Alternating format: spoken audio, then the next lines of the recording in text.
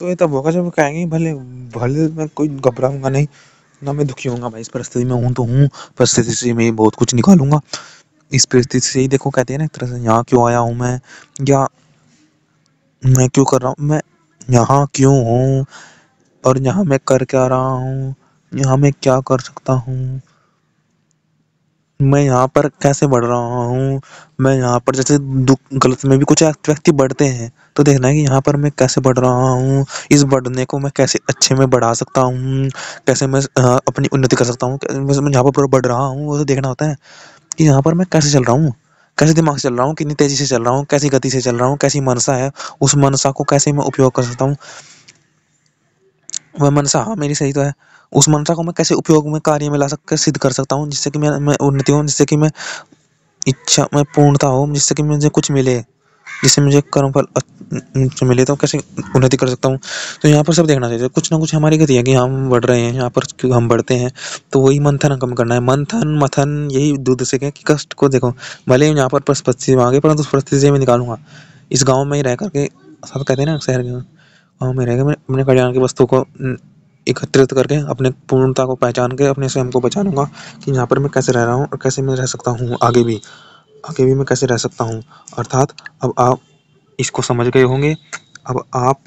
इसकी मंत्र के अगर खुद भी स्वयं हमें भी इसका चिंतन मंथन करें, इस मंत्र के माध्यम से कैसे कौन होम पदार्थ के होम योग्य है, फिर मैं क्या करूँ यह भी क्या रहता है, और स्वयं को बचा भी लेते हैं किसी कठिनाई से रक्षा स्वयं की कर लेते हैं, रक्षात्मक हो जाते हैं।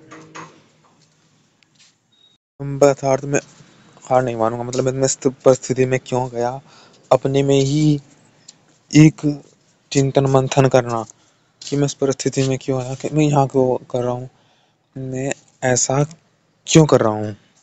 ऐसा विचार, जिससे कि हमें यह ज्ञात हो पाए कि जो मैं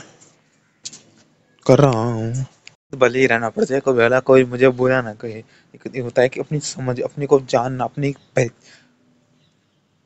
परिवाप, तो ये होती है अपनी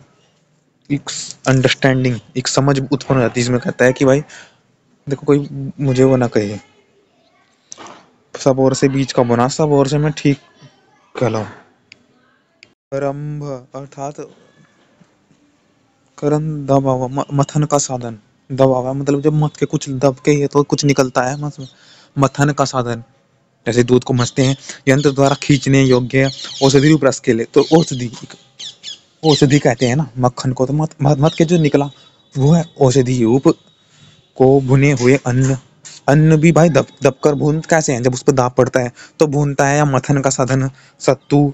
तो सब ओर से बीज का बोना, दूध दही दही मीठे का मिलाया हुआ प्रशस्त अन्न संबंधी सार वस्तु और सेहत के गुणों को जाने,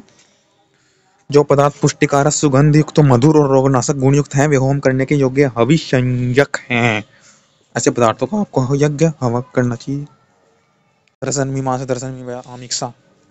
दही की भी होती है, आहुति मिला करके भी दिया जाता है। तो ये ऐसे पदार्थ होने चाहिए। देखो दही क्यों कहा, दही में क्या मत करके, दही वो उसमें मक्खन है दही में, तो वो उसमें एक तरह से दबी हुई है,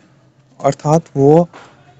साथ में किसी के साथ चल सकती है, और वो साथ चलेगी दूध के, अर्थात मीठा भुना हुआ मीठा होता है, जैसे कि गन्ने से भून भून के मीठा लगाते हैं, वो भी दाब है। एक होता है दूध, अब दही मीठा तो हमने बता दिया, अब दूध सत्तू, कि एक जिसके लिए चल सके, दूध एक साधन होता है, मीडिएटर होता है, तो दूध दही और मीठे का मिलाया हुआ जो पदार्थ पुष्टि है, पुष्टि सुगंध युक्त, पुष्टिकारक तो दही हो गई, क्योंकि भाई करम्ब दबा, अर्थात अपने लिए सुगंधी मधुर, मधुर में मीठा आ गया, मीठा रोगनाशक पुष्टिकारक सुगंध युक्त, पता लगा रोगनाशक दूध है। अब इनका होम करना चाहिए हमें। ऐसी सामग्री बना लो, उसका सार इत्यादि की मिला करके, उसका सार भून करके, उसमें थोड़ा दूध, मीठा तो रहता ही है, और गिलो आदि गेर लो, रोगनाशक जो रोग होती है, दूध है ही उसमें, थोड़ा सा गेर के उसे भून लो, घी से भूनता ही है। अगर आपका किसी के द्वारा काम बिगड़ जाए, शायद चलते रहो चलते रहो।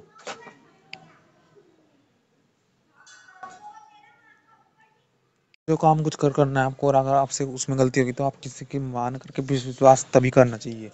विश्वास तब कर लेना चाहिए, और विश्वास करके मतलब विश्वास भी नहीं एक तरह से कह सकते, उसके वो चल देना चाहिए। उसमें कितना कष्ट हो रहा है, थोड़ा कोई